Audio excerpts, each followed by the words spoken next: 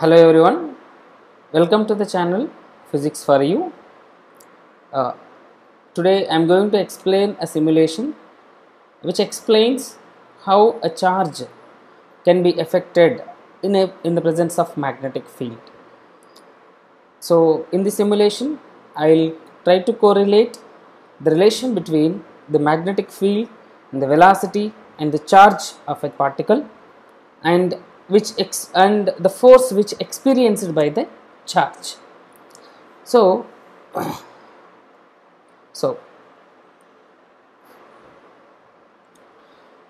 consider here, this is the charge q, let me say. So if a charge q having a velocity v enters into a magnetic field B, then the force experienced by the charged particle can be expressed as q dot v cross b. So F is equal to q dot v cross b, which means the force F is equal to q, since the v cross b is a cross product, so q v b sin theta. So which means the force will depends on the four parameter. One is the nature of the charge, either it is positive or negative or a neutral, and the velocity of the particle, whether how fastly it is moving, and the magnetic field which present.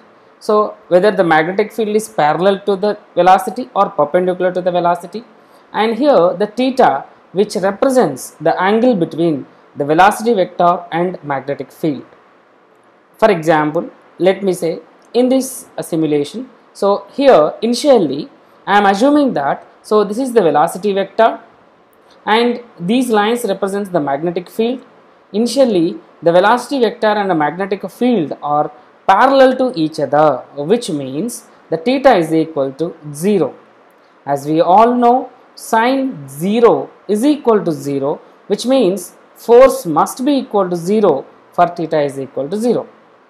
Even there is a charge and there is a velocity and there is also a magnetic field, but it is not experiencing any force because the velocity vector and the magnetic field vector are parallel to each other. Now let us see. So in this simulation, so see here it is a charge, a positive charge. This is the velocity vector and which is parallel to the magnetic field vector. Now let us see whether the force is acting on the particle or not. So see, since there is no force acting on the charged particle, it is moving undeviated and it is not deviating, or there is no force will act on the particle, so it is moving in a straight way. So which means to act a force on a charged particle, the angle between velocity and magnetic field must be other than 0. It must be other than 0, which means, and the force is maximum at theta is equal to 90 degrees.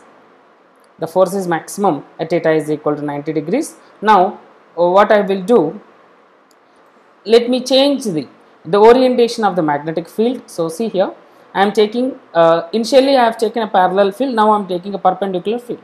So see here, this is the perpendicular field. In this perpendicular field, there I took three charged particles. One is positive charge, the other one is neutral, and the next particle is the negative charge.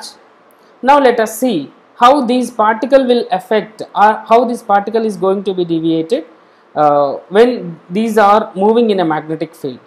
And here in this case, this is the velocity vector and the magnetic field is into the page, which means the angle between the velocity vector and magnetic field is 90 degrees. Now let us see how the force will act on the charged particle. So you please observe.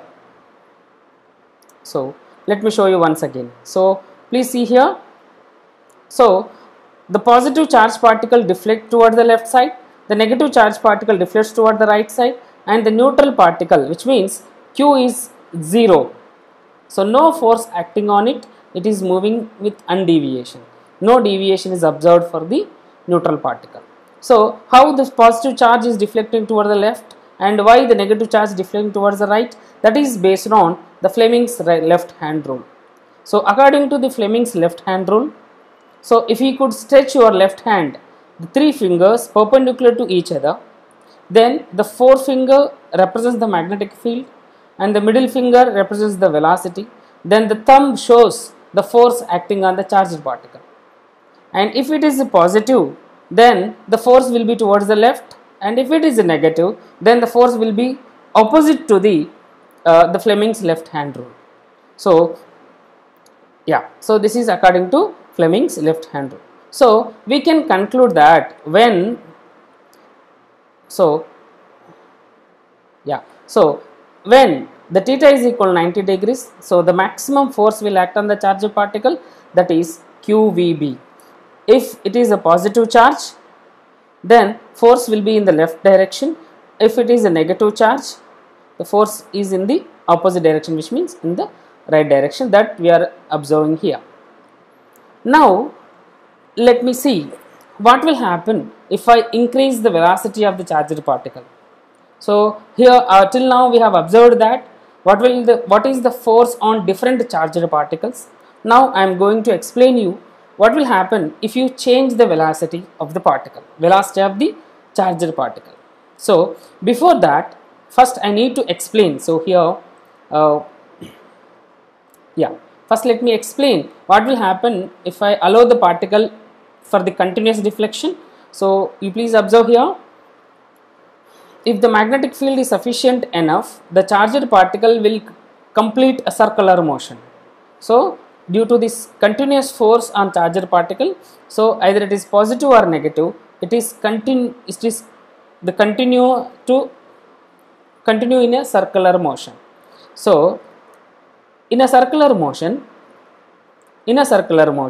the force which is due to the magnetic field must be equal to, let me say this is Fm.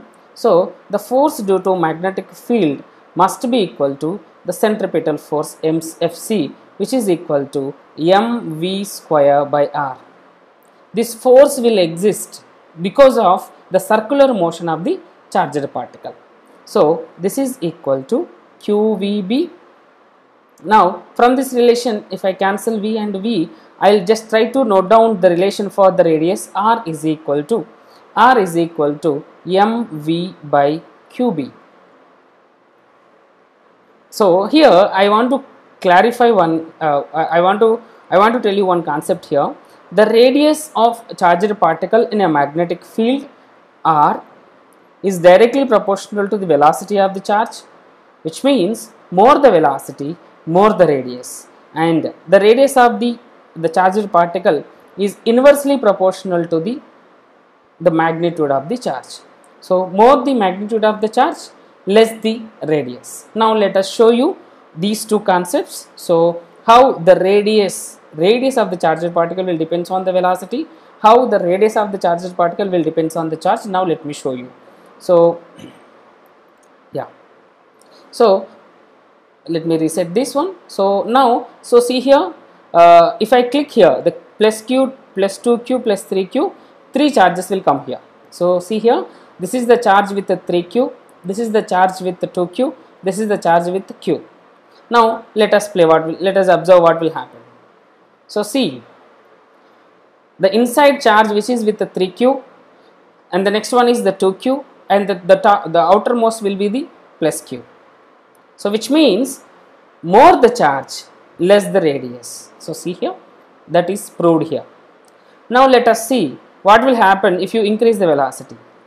So see here, this particle will move with the velocity v, this particle will move with the velocity 2v, this charge will move with the velocity 3v. Now let us see how the radius will be. See, more the velocity, more the radius. So see here, the radius is directly proportional to the velocity.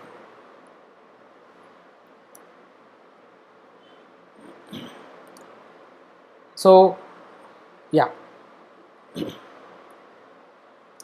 so this is how a charged particle experiences a force in a magnetic field, and that magnetic field force, how the magnetic field force varied with respect to the velocity and the charge. So For this simulation, please go to the description part. For more similar videos, please do subscribe. Thank you.